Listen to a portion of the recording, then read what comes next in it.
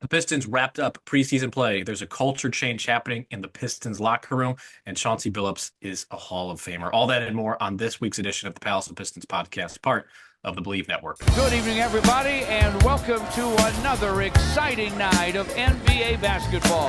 The Pistons are digging in. They got the depth. They got the big men. They got the better basketball team. No doubt about it. Pistons need a three, and they have just under 3 seconds to do it. Here's Chauncey Billups. Here it is. He's got it. He's got it. Chauncey Billups hits the three. Overtime. Amazing. Out of bounds.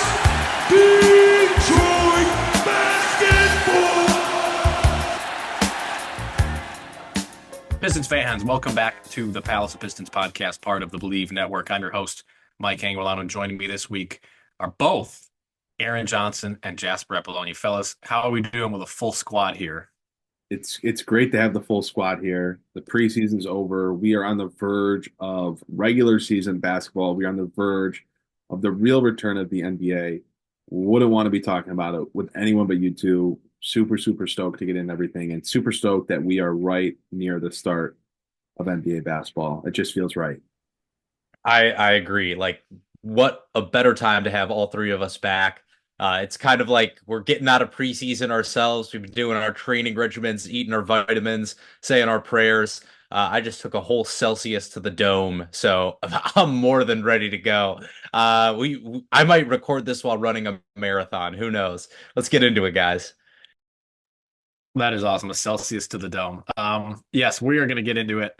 We are going to be talking about the last two preseason games that the Pistons played. We're going to talk about a culture change that's happening in the locker room that was covered by The Athletic, and we're talking about Chauncey Billups as well, now a member of the Naismith Basketball Hall of Fame. But before we do get into that, I would like to thank our sponsor for this week's episode, and that is BetOnline. And BetOnline is the world's most trusted betting platform and your number one source for everything sports betting, every stat, matchup breakdown, and even live odds and spreads to bet on during games. With the largest catalog of odds on everything from football, MLB playoffs, NHL, NBA, to political props. When the game's over, head on over to the online casino, get in on a game of blackjack or poker, or unwind with one of over 150 slots games. Head to the website today and get in on the action with America's most trusted site for online wagering. BetOnline, the game starts here. I'm kind of done with MLB playoffs because all it does is reduce me to a puddle of a beating heart, or not beating. Stop. Don't even do this. Don't even do this. Don't even do this. I don't want to do this. Why? I don't want to It's fine because they're playing the Yankees right now and they're going to lose. I've just got that in my mind now. That's Not what happens when you drop pop-ups. old wounds right at the start of the NBA season. Like we're just not going to do that here. I can't. I don't have the brain power to go back to the last few weeks of baseball. So I think we just have to move forward and talk NBA now. We'll just move forward. It doesn't matter how many Celsiuses I take to the dome, so to speak. I'm never going to have the energy to talk about that absolutely gutting finish to the season for the Tigers. And Mike, I'm trying to keep things civil on this podcast. Okay, don't turn this into a whole bunch of shenanigans. We don't need any consternation. We need to come together as a team right now. We need to focus on basketball, don't we? This is about to be a bad culture, isn't it? What flavor Celsius did you have, Jasper? I'm curious. I went full degenerate mode. I got a blue raz lemonade. Okay. Yeah, absolutely horrifying. Trust me, I'm just as disgusted with myself as I am with the drink itself. So it is what it is. I'm usually an orange guy, but I tried a different flavor. I'm trying to pull it up because I took a picture of it. I tried a new flavor the other day because I'm a big Celsius guy. I tried the Arctic Vibe, a sparkling frozen berry edition, and it was fire. So wow, I just had to ask. I know everyone's in the listening around is like, shut the hell up, start talking about the Pistons, but that was important to me. Arctic Vibe, frozen berry edition sounds like a type of Pokemon game. So I was gonna say it sounds like the drink from Futurama. Like it sounds like something completely Slurm. off the wall. Yeah, Slurm. Slurm. Oh my God. Well, let's stop oozing around the issue, guys. Ugh, Pistons bad word. preseason is over. Come on, man. Terrible word. I gotta get some sort of transition in here, guys. But no, truly, like Pistons preseason is over. Mike, I know you're usually the host, but like let's start with you. How are you feeling now that the Pistons preseason is in the books? They played 5 games, won 3, lost 2. How are you feeling about the Pistons after this? I mean, dare I say I feel positive about them. Tobias Harris came in against the Phoenix Suns and immediately made an impact. Then he immediately had a terrible shooting night the next time out, and that's kind of what you're going to get with Tobias Harris. So to me, the vets have been on display. Like I said, Harris has been pretty good. I'm good with Malik Beasley, and there's a couple of quotes from him in an article from The Athletic that I think we're going to get to later about how he's kind of teaching the guys how to be veterans, the younger guys how to be veterans, which I think is very important, and it's kind of why they brought those sorts of players in. And then Cade Cunningham has been passive in the first couple games, and then almost had a triple double against Phoenix. So he's been pretty much as advertised. But the big winner is probably Jaden Ivey. Don't want to say it too loud because there's a lot of Jaden Ivey haters, and some of them are, we're on this podcast or are in our Palace of Pistons group chat. But Jaden Ivey has taken a turn as a guy that I think you can trust as the 2 guard next to Cade. His offensive game is dramatically better. I think it was the first game. He got to the line, I think, 6 times. He had that's like one of the things we've been asking for. He's so good at getting downhill, but he finally got to the free throw line. In that preseason game, he's been shooting the ball exceedingly well with high efficiency. That was an issue for the last 2 years with him. So he's the big winner, I think, so far. He's been off to a blistering start. But overall, I think there's much more energy. Body language looks a lot better. I get it's preseason, but the body language in general on the team looks dramatically better. The defensive intensity looks a lot better. They did get run off the court against the Golden State Warriors, but that's still just preseason. For the same reason that we don't put a whole lot of stock in the Pistons winning 3 games, I don't put a whole lot of stock in them getting blown out by Golden State without Curry and Draymond Green. But Jaden Ivey's the big winner. I think it's an instant 180 from Monty Williams, with JB instilling a different culture, a different set of expectations with these guys. And I think the veterans have made an immediate impact. I certainly have my concerns about this team still, but watching that first 8 minutes of the final preseason game against Cleveland, where every possession for the Pistons was played with intent, they tried to run an offensive set every single time down the court, unless they were running in transition with that 5-man starting group. And it just looks so different than anything we really saw last year, because the guys were moving, the ball was moving, everyone was getting touches, everyone was getting opportunities, and guys were playing with a real purpose. Things got a little bit shakier throughout the game. When that second unit came in that hockey sub type of way, where it was a 5-man switch, they definitely struggled to find their footing at first. And I think it's hard to just get 5 guys cold into the game at once, because help when there's maybe not a real point guard trying to run that second unit. But the first 8 minutes of the game against Cleveland, I think it was a really good way for that starting group to end the preseason, because they just looked very, very comfortable. They looked very connected in what they were trying to do. And you saw how each of those guys is going to really play a role this year. Cade looked just so comfortable running the show, knowing when to make the pass, knowing when he could get to his spot. Tobias Harris brought everything that you expected him to bring when the Pistons signed him. That's why I think it's the reaction to the signing, just didn't really make a whole lot of sense from the national perspective. Everyone was kind of up in arms. Oh, why would the Pistons pay Tobias Harris? Well, the Pistons aren't paying Tobias Harris to win them a playoff series. They're paying him to look like a functional NBA player, and he's doing exactly that based off his preseason performance. Obviously, Jaden Ivey continues to wow. Mike, you said it. He is the biggest winner of the preseason. He just looks like a new player. He looks reinvigorated, and you're seeing a guy that's going to very much help the team this year. I think my questions from the starting lineup still, I don't know what that fifth spot is going to end up looking like on opening night. I don't know if it'll be Tim Hardaway Jr., who got the nod the last preseason game. I think that could still change. But Jalen Duren, some good and some bad from him throughout the preseason. I think there's a little bit of better effort from him defensively, but he still just finds himself out of position way far too often for my liking. And that really, really stood out to me the last few games. I know we talked a little bit last week about the defense. But that's just kind of my synopsis of that final game for Detroit. Got to feel comfortable with that group, kind of how they played those first 8 minutes of the game. They're the only minutes they played that entire game. But the preseason overall, I think, like you guys said, I think it has a kind of a positive tune to it. 3-2, you saw a lot of good things. Knock on wood, guys stayed healthy, and they're ready for the season, I think. I'm not going to talk about individual players here. I'm going to talk about the team itself because there's a few things that I think are worth keeping an eye on.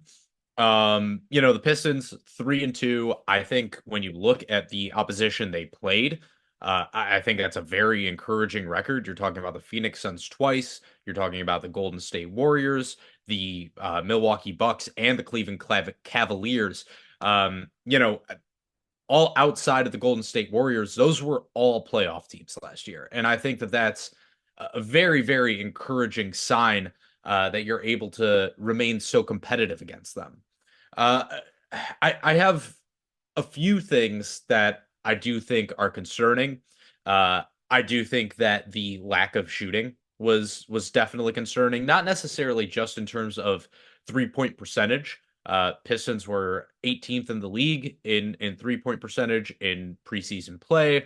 I think it usually takes teams a little longer to get their legs underneath them. Like shooting is one of those things you need to get into rhythm. And in preseason, you're going to have the least amount of rhythm at any point of the season. But the amount of 3-pointers they took, I thought was concerning. They were 27th in the NBA in preseason in 3-point attempts.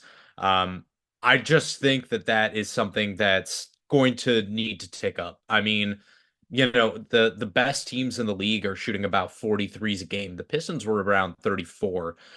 So I think that's something that, yes, the spacing looks much better, but I don't know if that's going to last if you can't put some volume up and connect on at least a good amount of that volume. So that's certainly something I want to keep an eye on. Another thing I'm keeping an eye on, and it's something that we have discussed in regards to JB Bickerstaff coming into this team, is the defense. Pistons had the third best defensive rating of any team in the NBA in preseason. And with all these numbers, there's going to be noise. Like 5 games is just 5 games. You've only played how many minutes? What's 48 times 5? I think that's something like 280 minutes. So definitely not a complete sample size, but the Pistons were by net rating one of the best teams in the league in preseason. And that was primarily buoyed by the fact they played some really, really good defense. And yes, I think there's certainly still concerns there. Talked about Jaden Ivey really reinvigorating himself, or at least appearing to in preseason on the offensive side of things. I still think he gets lost in defense way too much, especially on ball. Same with Jalen Duren, like better effort from both of those guys. I think they're playing with more confidence than they were last year. But at the same time, there are going to be growing pains with this team. And I think that's something that I'm really looking at here as being just kind of how the season's going to go. Like, I think the Pistons are going to be fun to watch. I think they are going to pull off some upsets. But I still think they are going to be at the end of the day, below average team. I just don't know if they have the volume, 3-point shooting. I don't know if they have necessarily enough defense, especially in that big man rotation. Like, I like all 3 of Paul Reed, Isaiah Stewart, and Jalen Duren. There's going to be ups and downs. I just don't know if they have the volume of shooting. I don't know if they have the defensive stalwarts they're going to need in the end of the day. There's just a lot of limitations here, but it's going to be fun at the very least. And I think there's a lot of hope for that at the end of the day here. So, yeah, I think it was a promising preseason. It shows that this team is moving in the right direction. And I think that's what we will settle for at this point. I brought it up when I spoke earlier, brought up the starting five that the Pistons went with at the end of the preseason. Cade Cunningham, Jaden Ivey, Tim Hardaway Jr., Tobias Harris, and Jalen Duren. I'll say, going into the preseason, I think there was a lot of talk about Jaden Ivey coming off the bench. He started every single preseason game, and the way that he played, I mean, there's just no way he's not starting in the regular season. I think that last spot, the Tim Hardaway Jr. spot from the final preseason game, might still be up for grabs. And I'm curious where you guys are at. I went into the preseason saying I think it should be Cunningham, Ivy, Fontecchio, Tobias Harris, and Jalen Duren. Malik Beasley got a look in the starting lineup. Tim Hardaway Jr. got that look. And I believe Fontecchio got a look, but that was maybe before Tobias Harris came back into the fold. So I'm curious where you guys are at starting lineup wise. There's no update on Asar Thompson from what they said at Media Day that he's still in, protocol with the NBA and the NBA Players Association. So he's not going to be back for the start of the year. Or if he is, not going to be in the starting lineup. Where are you guys at with this current starting five? What do you think it should look like? So I'm going to jump back to one thing that Jasper had mentioned, which was volume of three-point shooters. And I will say, and I had to check cleaning the glass because I wasn't positive, but it's been a slow crawl for JB integrating threes into his offense. His first full year as the head coach for the Cavaliers, they attempted the sixth fewest threes per game. That jumped up to 19th in the league, then 16th in the league, and then last year they were 7th. They shot the 7th most three-pointers in the league. 39% of their shots were three-pointers. So I think it takes time, and it's a personnel thing. They really started to hit their stride once Mitchell came on board, and they didn't have Ricky Rubio taking threes next to Darius Garland. And then they added Max Strus as well. So I think that helped a great deal. So it could be them just trying out stuff in the preseason, seeing what sticks in a starting lineup. But eventually he did get on board with taking more threes. It's just going to be a matter of how are you going to manufacture them. It was easier when Mitchell and Garland were out there. You had two playmakers. That could be problematic if Jaden Ivey doesn't take a step as a playmaker and you're going to start him out there. So there's just going to be some tweaks with the lineups that he's going to have to figure out. How do you manufacture threes with some limited playmaking? I mean, the one thing we've talked about on this podcast is they don't really have a backup point guard. Marcus Sasser was kind of the backup point guard in last night's game, and that did not go particularly well, which maybe we'll get to in a few minutes. But in terms of starting lineup, without a mention of Asar Thompson, I feel like Cunningham and Ivy have pretty much got that locked down in the backcourt. Jaden Ivey's earned that ability to play the two. Do I think that is what JB is going to go with? No, because I think he's going to stick to a vet because that's what he's always done. Tobias Harris has earned the right to start. I still believe that Simone Fontecchio will start, and that will increase your shooting, and then Jalen Duren will play the five. That's my thought, and it'll be Malik Beasley starting the two, even though Jaden Ivey probably should be the two. He's earned that, but I'm going to go with Malik Beasley will end up being the two. Wow. See, I don't even know. Like in my head, I don't think that's even a discussion right now. I think Ivey's locked in at the starting two guard spot. I mean, they didn't even give a look at a lineup with Cunningham, Beasley, Fontecchio, Harris, and Duren as the starting lineup, at least that I can recall. So I think it's really just that wing, small forward, I guess we'll call it, three spot, whatever. Not that positions really matter in the NBA. I really think that's the only one available, and I'm torn. Like I came into the preseason thinking it should be Fontecchio. I'm not going to be mad if it's Fontecchio. I just don't think it's going to be him at this point, based off the lineups that we saw in preseason. I think it really comes down to right now Beasley or Tim Hardaway Jr. And if I was making the decision, I would be picking Malik Beasley. Yeah, I feel the same way. I'm with you as well. I think Jaden Ivey is a absolute mortal lock for the starting lineup. I mean, he started all 5 preseason games. I don't think there's any question. Like, he's earned that spot, and that comes back even to like what JB Bickerstaff said when he was hired, which is he believes in playing both Jaden Ivey and Cade Cunningham and staggering those lineups. And I think that is primarily what the Pistons are going to do in order to resolve that backup point guard situation. I do think Marcus Sasser will play some minutes. I don't think he will play a lot of minutes this year as a full-time backup point guard. We'll see. Maybe somebody else gets a look. But the way I look at it right now is Cade Cunningham and Jaden Ivey are going to start games. They are going to probably let both guys get some run with the backup unit. And that happened during preseason as well. There was a time where they had, 4 bench players on the floor with Cade Cunningham, subbed him out, put Jaden Ivey back in there, and continue with 4 other bench players. So I think that is probably the best bet for what is going to happen to start the season. I've maintained from day one, I thought Malik Beasley should be the starting 3, Simone Fontecchio off the bench. And that even comes back to what I was saying about 3-point volume. Simone Fontecchio is a good 3-point shooter. He's a willing 3-point shooter. But when it comes to pure volume, Tim Hardaway Jr. and Malik Beasley just put up more 3-point attempts. And I don't think that you can argue with that in regards to what the Pistons need out of their starting lineup right now. I think, Jaden Ivey being a willing and capable 3-point shooter is also going to be absolutely crucial.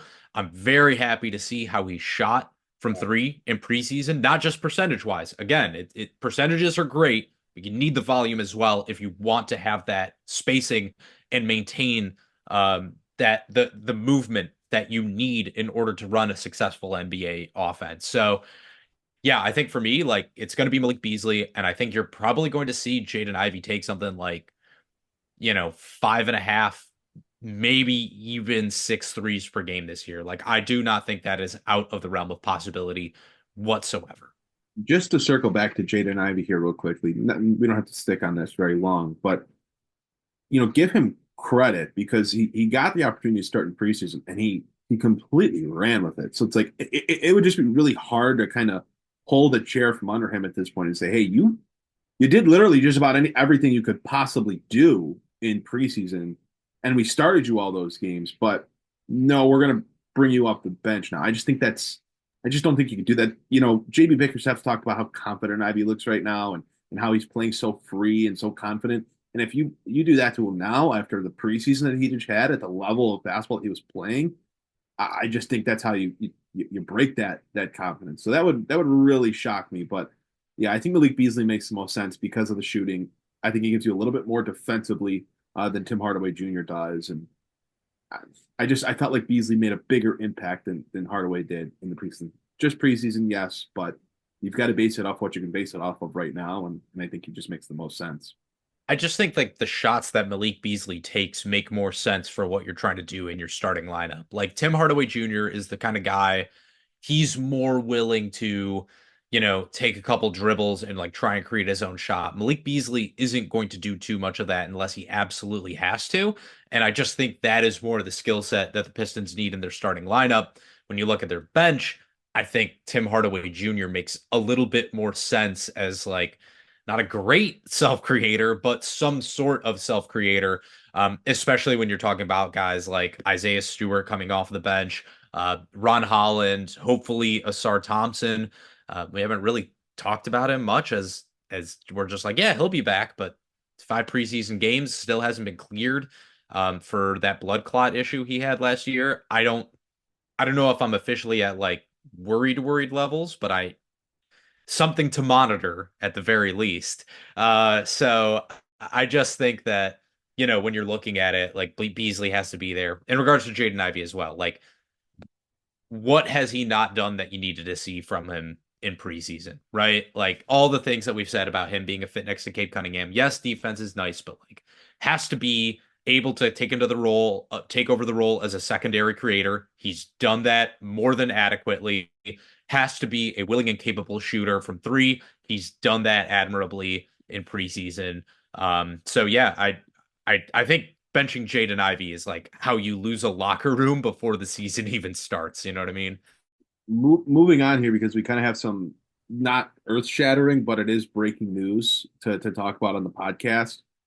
Yesterday, on Wednesday, the Pistons waived Tosani Iwoma, who was on a 2-way contract. Just moments ago, Mike Scotto of Hoops Hype reported that the Pistons have now also waived Lamar Stevens, who was on an Exhibit 10 contract, and someone that uh, we talked about before the show was someone who maybe had earned himself a roster spot with how he performed in the preseason. So Pistons have a few other guys they still have to cut to trim the roster down. I thought Lamar Stevens might have had a chance to find his way onto the roster, and he's one of the first guys cut from their team right now. I mean, that's especially interesting because like they have an open roster spot, right? They still have one full like set it and forget it roster spot and now multiple two-way roster spots open as well. That's kind of surprising. When you said breaking news, I'm not even joking, Aaron. I thought you were going to be like Henry Ellenson. You're going to break that Henry Ellenson getting signed.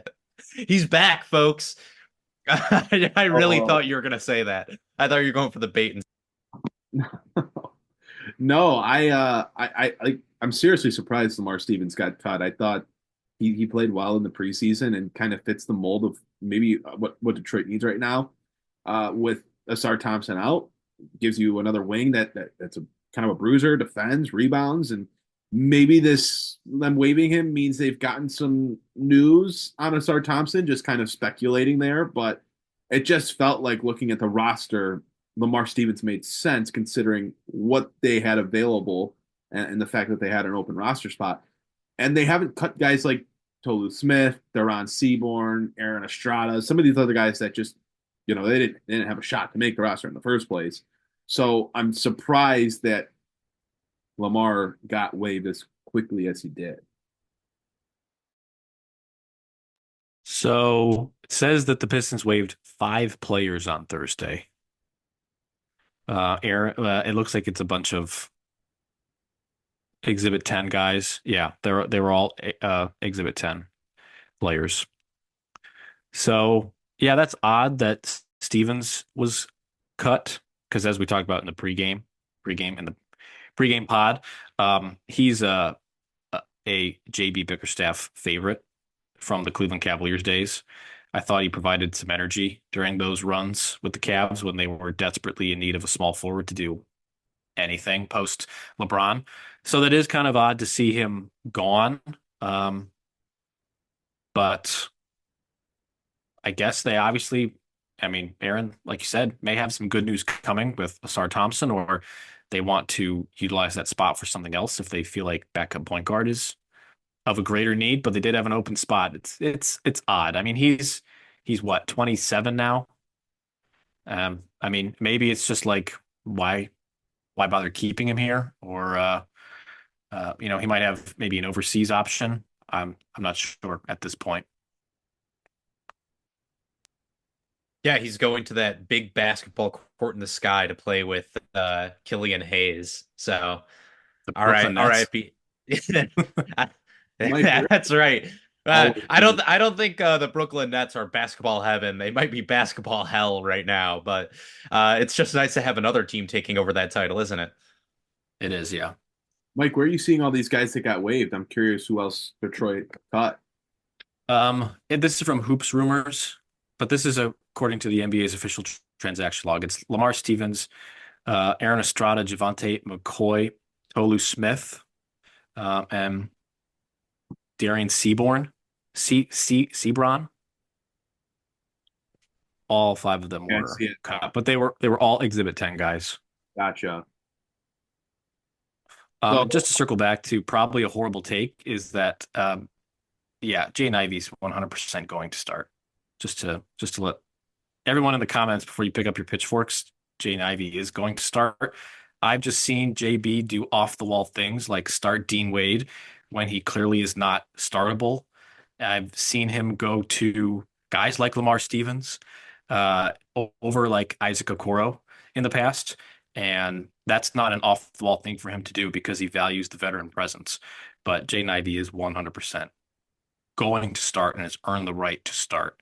A little bit of JB PTSD, seeing him just let guys wither on the bench, like Isaac Okoro, who did not get consistent playing time at all throughout his tenure in Cleveland. He was sort of left behind for some valid reasons like lack of shooting, but for the most part, during lost times of the season when they weren't a playoff team, he was just stapled to the bench.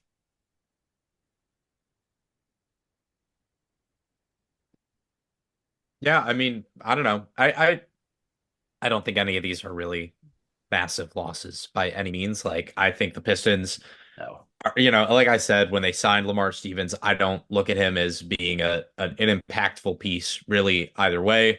I think the Pistons, in regards to the Jaden Ivey thing, they have plenty of veteran presence, and Cade Cunningham is, I think, basically at this point, um, I think you can consider him a veteran in many ways. Yes, perhaps he doesn't have the experience in big time games, but he's such a steady hand, and like what you're getting from him night in, night out in terms of his effort, in terms of his professionalism, like I in terms of his leadership.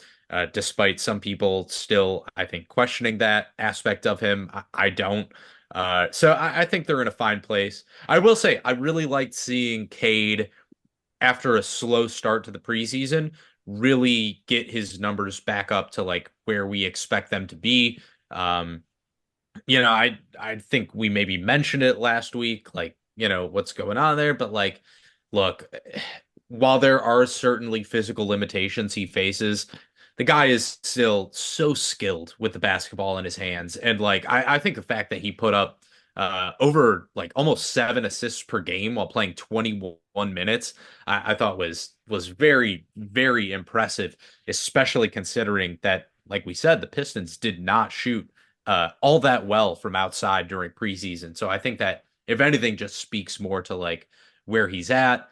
I think just Cade get into the lane, put up a shot and either make it or hope Jalen Duren or Isaiah Stewart rebounds it and puts it back. Or hey, I'll even say Asar Thompson. You could put Asar Thompson on that list as well. We know he's a very, very capable rebounder, especially on the offensive end of the glass. So I think like let Cade work, let Jaden Ivey work. If they miss, get an offensive putback. I think that's going to be a very, very useful and consistent way for the Pistons to get some easy points this year.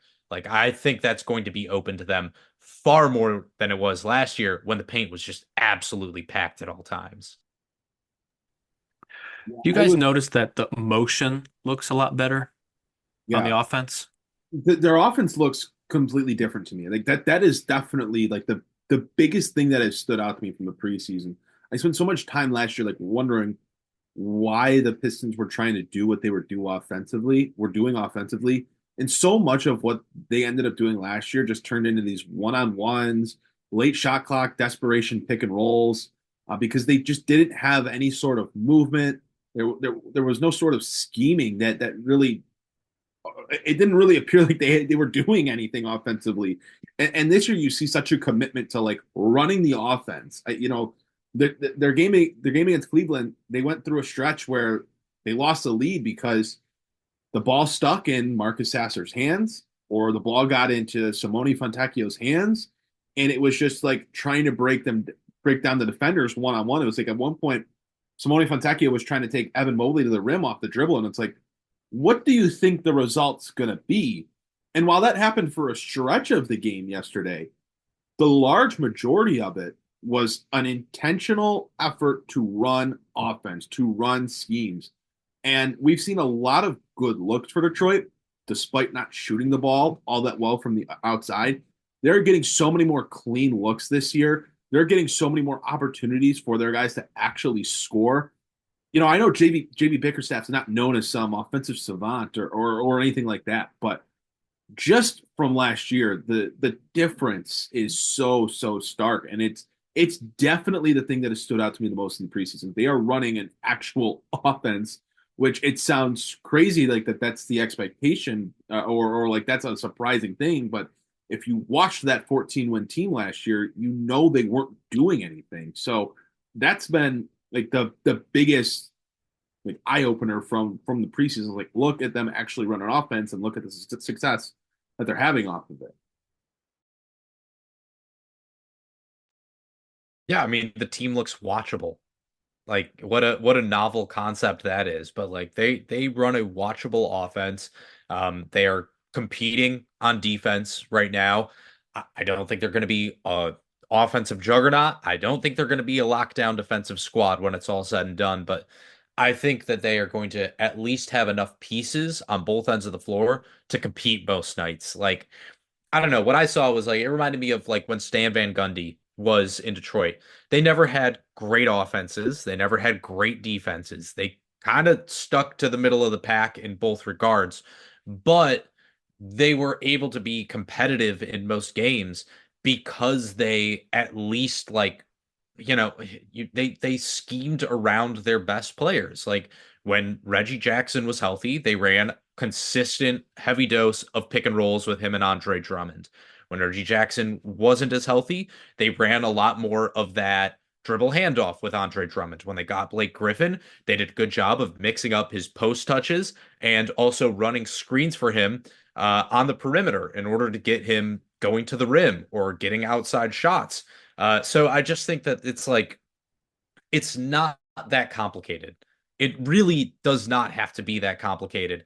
Uh, but it's also certainly not as simple as Monty Williams seems to think it is in order to run a competent NBA offense. I mean, it's just like with each passing preseason game, you just go like, my God, that man was stealing money from this franchise. Absolutely stealing money from this franchise.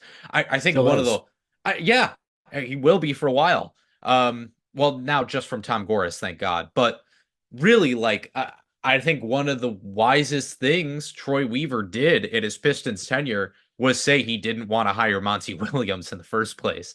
Obviously, Tom Gores went over his head, but like,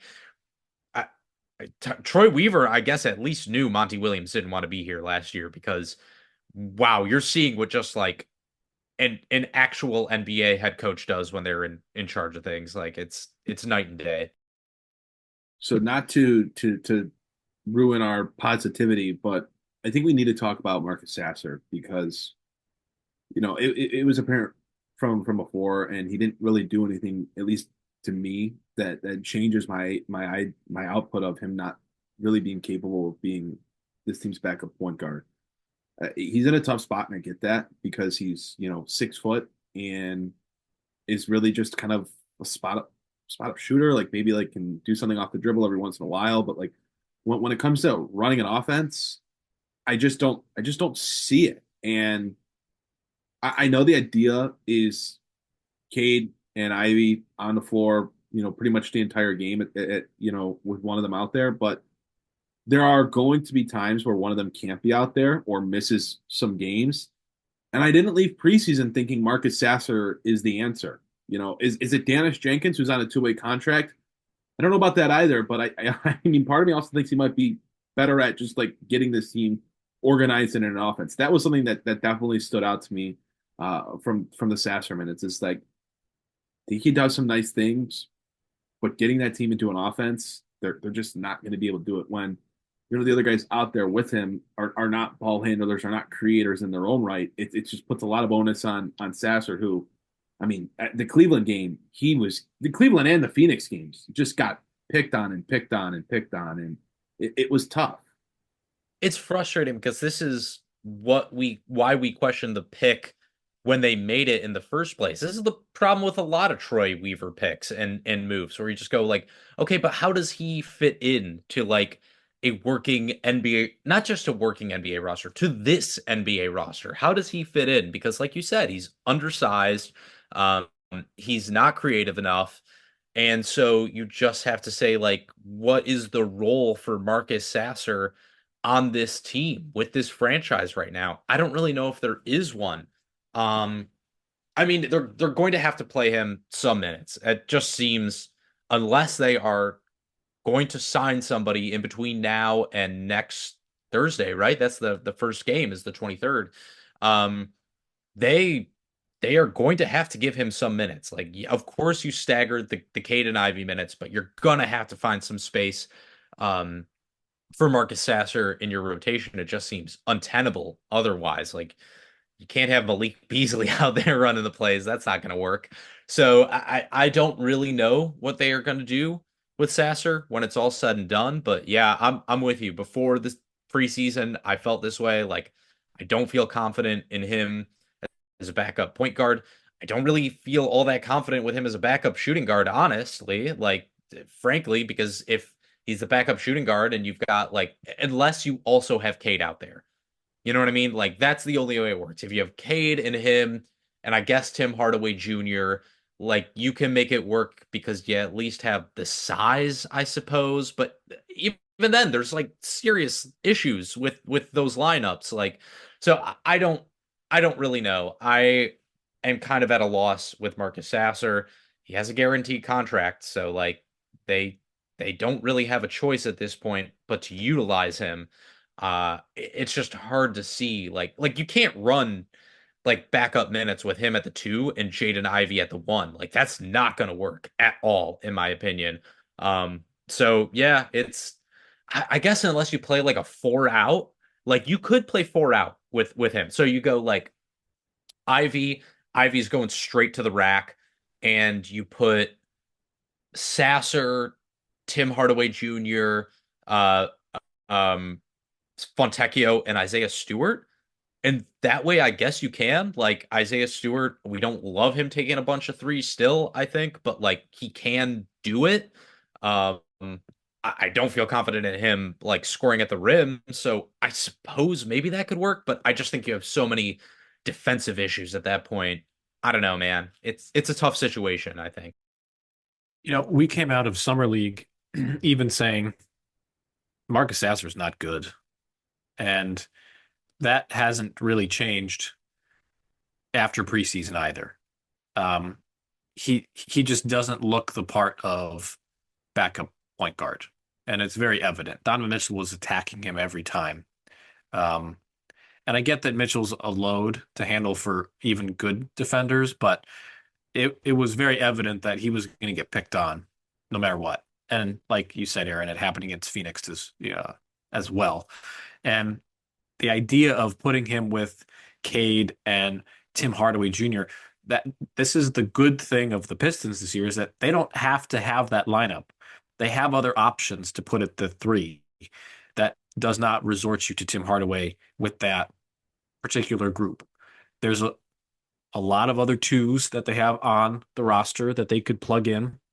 They have a lot more flexibility, and we don't have to play Marcus Sasser with Tim Hardaway and Cade because there's other guys that you can plug in. It's the benefit of having an actual deep roster of NBA caliber players. And I think he's just going to end up getting squeezed. I mean, it's possible that injuries are going to happen. I mean, Tim Hardaway just had an injury that kept him out of the NBA Finals / he wasn't very effective. Malik Beasley has had injuries in the past. I mean, and some of these guys could be gone. They've also been mentioned as potential trade bait, by the deadline. So Sasser is kind of just stuck. He's not good enough to be the backup point guard, but he's also got a lot of other names ahead of him at the 2 guard spot that it's just going to be very difficult without injuries, or he's just blistering hot that he's going to find playing time. And it's unfortunate for him, but his fit, like you said, Jasper, is just kind of weird right now because if he can't handle the ball and can't get the Pistons into an offensive set, then his utility is going to be fairly limited, at least at the beginning of the season here, while the rotations shake out. I don't see it as being totally dissimilar to like what Jaden Ivey went through last year. We talk about how much more confident Ivy looks this preseason because he has a defined role and he knows what he has to do and he's performing in that situation.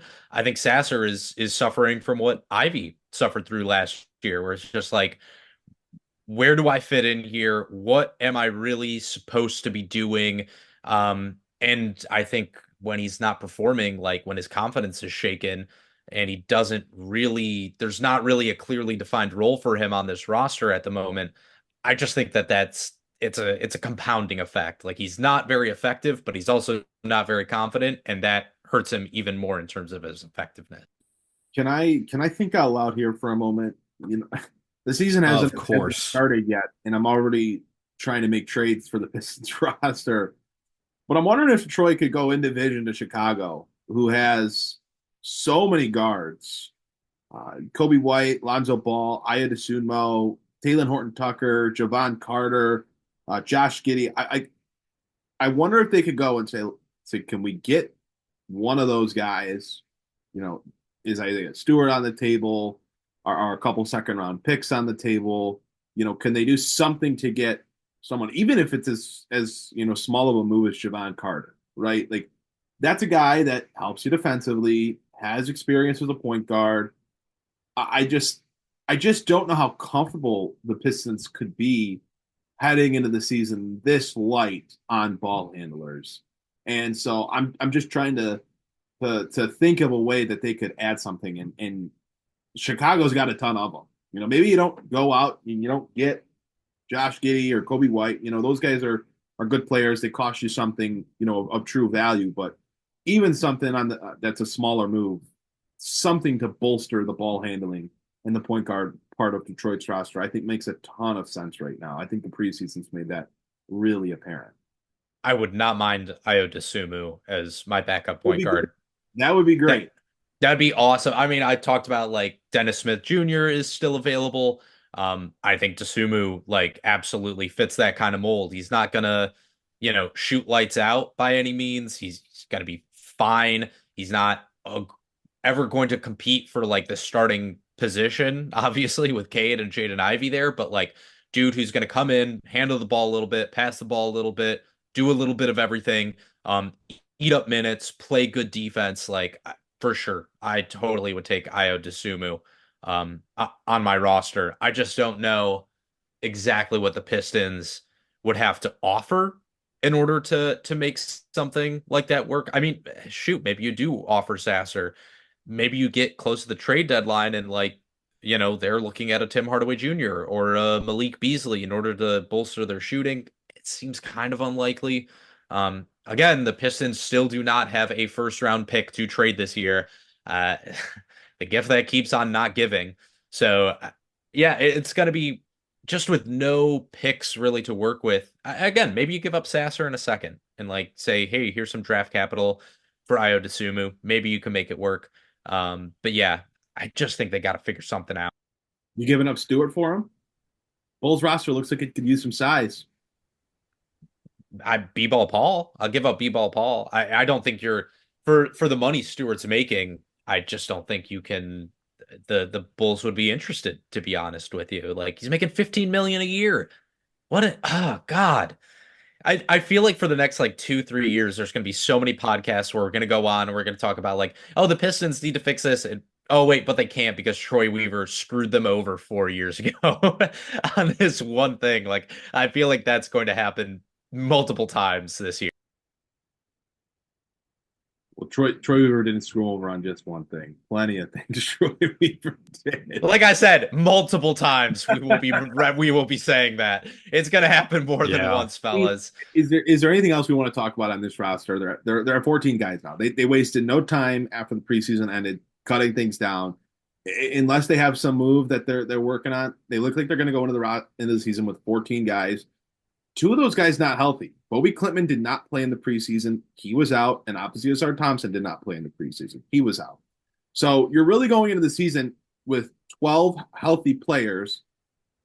One of those guys being, someone like Wendell Moore, who, I didn't think he was even going to be on this roster come October. So I'm surprised that he's there.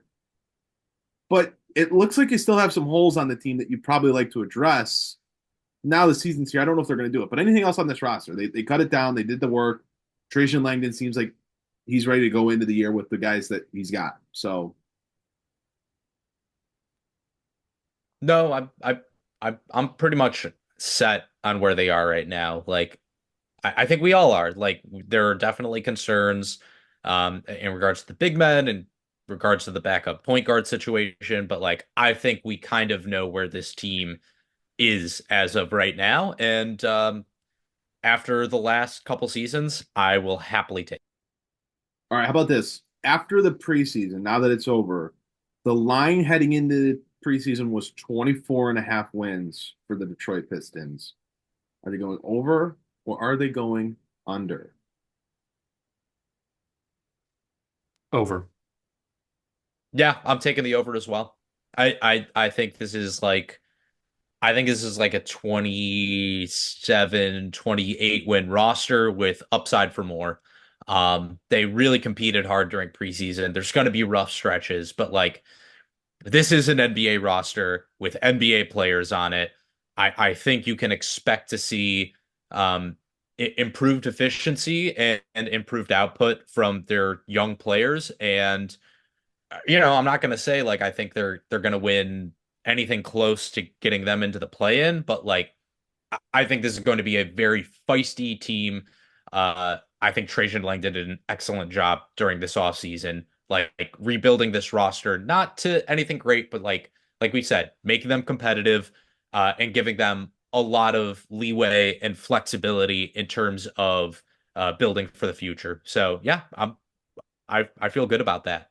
If they were healthy, fully healthy, I could confidently say the over, but you're going into the season without Asar Thompson. You don't know what his outlook looks like, at least right now. And as I said, one of Jaden Ivey or Kate Cunningham misses time, and you are in such a severe bind. If they're healthy, they go over. If they're missing one of those guys, I just don't know if they're going to have the depth at the guard spot to do it. And you need ball handlers. You need guys that can get you into your offense. And I'm just not sure the Pistons have that. You mix that in with Asar's uncertainty right now. I see a world where it goes both ways. If they're healthy, they go over. If Asar misses a lot of time, Kate Cunningham or Jaden Ivey misses some time, there's very much a world where they end up going under. I think it's feasible. Like, of course, if you miss both those guys, yeah, you're totally screwed. But like that's something that can happen to any NBA team, even if they do miss a little bit of time. Like, I still think that there are enough NBA players, enough professionals to keep them from going on an elongated losing streak like they did last year. And like I still think this is like a 27-28 win team, even if they do miss one of those guys for like, 25 games or so. Like I still think that they have enough on the roster to keep them afloat. And I think that that is something they were sorely lacking the last couple of seasons. Speaking of point guards, Mike, should we get into our last topic here? We should, yeah. Good discussion on the roster. And this time next week, we're going to be talking about the regular season, which is insane. Yes, hallelujah. But speaking of point guards, a former Pistons point guard is now in the NBA, or rather the Basketball Hall of Fame, I should say, the Naismith Basketball Hall of Fame, and that is Chauncey Billups. He is one of the most beloved members of Pistons lore, right up there with Isaiah Thomas, and probably Bill Laimbeer and several others. But Chauncey Billups was the tip of the spear for those going to work teams and the championship 2004 Detroit Pistons that beat the Los Angeles Lakers with all their star power. Karl Malone and Horace Grant and Gary Payton, some real big names. Rick Fox, who was also pretty good. I think a lot of people forget about Rick Fox, but he was the tip of the spear, Chauncey Billups, and he's now in the Hall of Fame. Aaron, we talked a little bit before your time, but Jasper, you're like me. This was like prime being a kid watching basketball and seeing Chauncey Billups. Even as a Cleveland Cavaliers fan, we'd see plenty of Chauncey Billups throughout the year and throughout the playoffs. I mean, yeah, I was 10 years old when the Pistons won the NBA title, about to be 11. It's hard to describe, man, just how much I still to this day love that team. And I think a lot of people think of Ben Wallace as the main guy from those teams, but a lot of people also forget the Pistons went back to the Eastern Conference Finals 3 years later. They continued to be successful, and the biggest part of that, in my opinion, was Chauncey Billups. This is a very deserved, and I will admit, a little worried that Chauncey wouldn't make it to the Basketball Hall of Fame just because his numbers don't look, all that otherworldly. You're talking about a guy for his career, average 15, 5.4, little under 3 rebounds per game. Was not a high volume scorer, was not an especially high volume playmaker either. Um, but when you're talking about the things that people care about more than anything else, it's winning. Like, this is a league that is predicated on winning. And for a 10-year stretch, basically nobody won more games than Chauncey Billups did. Starting with the 2001-2002 season where he was with Minnesota. He was, bouncing between the starting lineup and the bench. And the 2010-2011 season, which he split between the Denver Nuggets and the New York Knicks. Um, Chauncey Billups' teams did not win fewer than 50 games any of those years. He went to the conference finals 7 of those years. You are just talking about an elongated stretch of total team success under the leadership of Chauncey Billups. It is not a coincidence that the only conference finals Carmelo Anthony ever made it to was with Chauncey Billups as his point guard. When they made that trade for between Allen Iverson and Chauncey Billups, and it is not a coincidence that the Pistons fell off a cliff the second they made that trade.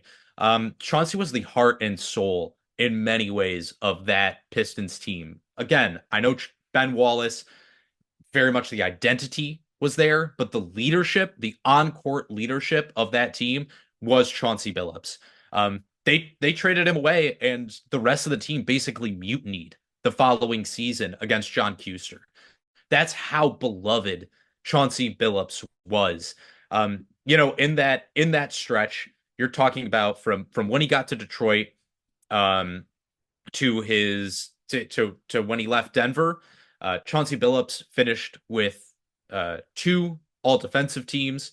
He got MVP votes in 1, 2, 3, 4 of those years. He also got 3 All-NBA teams. He made 5 All-Star teams. He also won the 2004 Finals MVP. And I just think that in and of itself, shows what it was all about. The dude was just an absolute monster.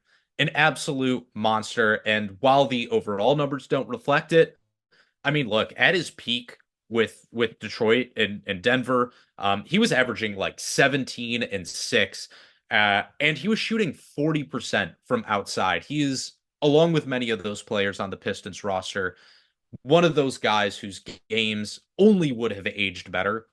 I really would have loved to have seen a 6'3" physical guard like Chauncey Billups in today's NBA. He could shoot the lights off of the ball, and just at the end of the day, he was a winner. So well-deserved, in my opinion. One of my very favorite Pistons ever. We're talking guys I watched, I think it would go Chauncey, Ben Wallace, and then Antonio McDyess. And that's not a joke. I loved Antonio McDyess.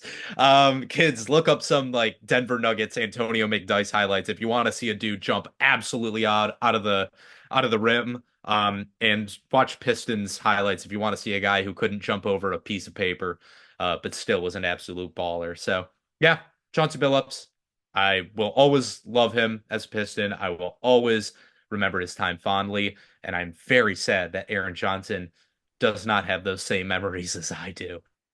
Because man, he was a great guy to watch. Especially my favorite times whenever they would face off against the Phoenix Suns, because Steve Nash won those MVPs, but you knew Chauncey Billups was going to eat him for dinner every single time they matched up. I always loved them. So unfortunate that I can really remember watching basketball and understanding basketball right when they traded him for Allen Iverson. I remember going to a game right after they traded him for AI, and just yeah, it sucks. I mean, I remember Chauncey Billups based off watching old games via YouTube. It's so unfortunate because he was a freaking awesome player. So you miss, and it's just so cool to see every time these guys come back or get involved with the Pistons now that were from the Bad Boys era or the the going to work era. Like it's just so cool to see like how much the city appreciates them and like has such fond memories of them because they've like if you're watching them now, you're so tortured. You've been tortured for years by this horrible, horrible basketball franchise. Going back to when Chauncey was a Piston, like that was their peak. Chauncey was a seven. I know he didn't do all of these in Detroit, but it was an all-star for what, 6 straight seasons. Made all defensive teams, all NBA teams. Like, dude was a really, really, really good player, and I really enjoy watching those going to work games. Like whenever like I just need some basketball, like I'm looking up 0405 Pistons and watching that group just demoralize you with how hard they played and how difficult they made it to get a shot off, to get a rebound. Like, and Chauncey was at the point of attack of that. You know, he's the floor general. He's the first guy you see defensively, and I mean, no doubt that he deserved this. You know, you look at this era and it's all about the stats and can you score 30 points a game and can you get triple doubles? And like that was never Chauncey's game. Like Chauncey wasn't built on huge explosions. It was just he won and he led a really good team on both ends of the floor. So obviously really, really cool to see. Yeah, it's funny to go back and look at the rosters for some of these teams back then. And Darvin Ham was on that team. And Hubert Davis was on that team. And the second highest paid player on the 2003-2004 Pistons. Jasper, you want to take a stab? Oh my God, second highest paid player on that team. I don't know, Richard man. Hamilton was one at $6.5 million. Oh my goodness. Second highest paid player on that 04. I want to say, is it like wait, give me 2 seconds here. I don't know. Was it no, not Cliff Robinson. He was the year before. Chucky Atkins. I don't know.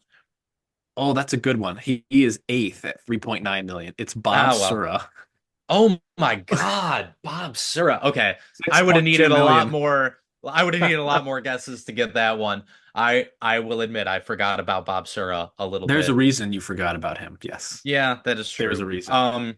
I think the last thing I'll say on Chauncey is like you look at he only made 3 All NBA teams, but you look at the state of the point guards in the league when he made those All NBA teams.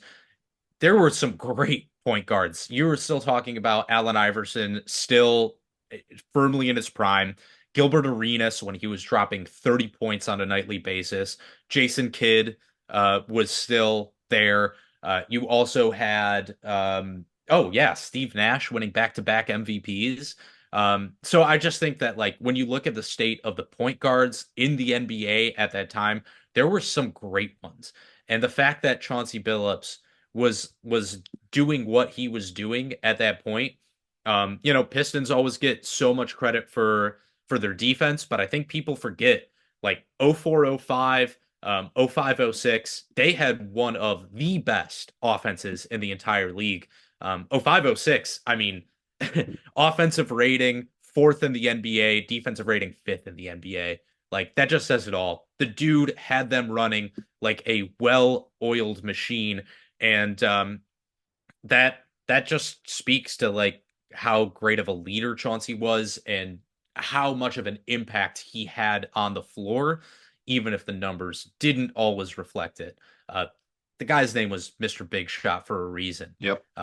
That's what he did. You know what I mean? Like he wasn't going to hit every shot, but he was going to hit the ones that mattered. And for a long time, he did. Yep, he did. And he was rewarded for that by being inducted into the Hall of Fame, which is very much deserved. Maybe even a little ahead of his time. You slap him into some teams now, and he's ungodly. So, forever immortalized now in the Hall of Fame, and that seems very fitting for Chauncey Billups. Guys, any last thoughts before we wrap up this edition of the Palace of Pistons podcast? I do not have any. I'm ready for basketball to be back, but I'm also going to interject here to do our end of show plugs. One of my favorite parts of the podcast, because I just get to tell you guys how much we need your support, and I tell you guys how easy it is to support us. Go in the post description right now, wherever you're watching, wherever you're listening from. There's a link there to palaceofpistons.com. You click on that link, It's going to prompt you to type in your email. That's going to take you 5 seconds to do. You click submit, and you're subscribed to palaceofpistons.com. So that anytime we post content, a written article or our podcast, you get it sent directly to your email inbox. You don't got to look on X. You don't got to pull up Google. You don't got to look at Facebook. It's sent right to you. You got to do no work to get to it. And it's free. There's no cost associated with it whatsoever. You're just supporting us and you're helping us, and it means the world. Wherever you're watching or listening from, though, we also need you to hit the subscribe button, hit the follow button, leave us a like, give us a 5-star review.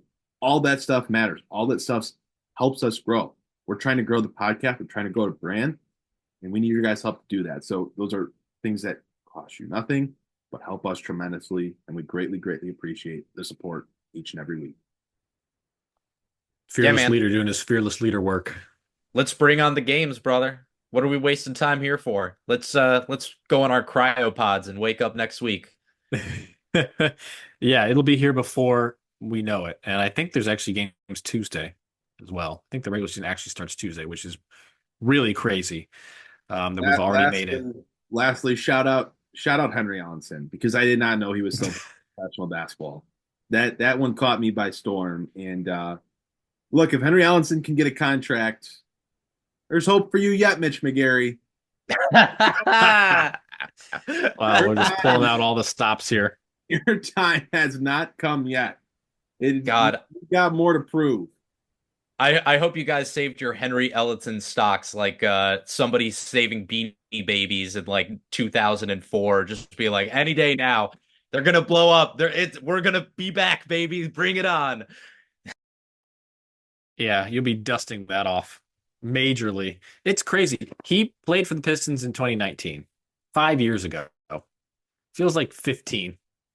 Dude, I can't believe that was that feels like it was forever ago. There's been so many iterations of the Detroit Pistons since Henry Allenson was a part of the franchise. That's crazy to think about. When did Troy Weaver get hired? 2020. So Troy Weaver didn't cut Henry Allenson, because that would really just mess me up. I don't think they ever crossed paths. Yeah, I believe that was a Stefanski move. That was a Stefanski move. Sad to say. Stefanskis. Yeah, that's right. I know you are. Oh my God. Well, we should probably wrap things up before Mike starts breaking down in tears then, huh? Going to a dark place. No. I'm used to this. This is just called October's in Cleveland. Yes, that's going to do it for this edition of the Palace Pistons Podcast. I'd like to thank our sponsor for this week's show, and that is BetOnline, and it's the most trusted site for online wagering. BetOnline, the game starts here. For my co-hosts, Jasper Apollonia and Aaron Johnson, I'm Mike Anguilano. Thank you so much for joining us on this week's edition of the Palace of Pistons Podcast, part of the Believe Network, and we will see you all next time.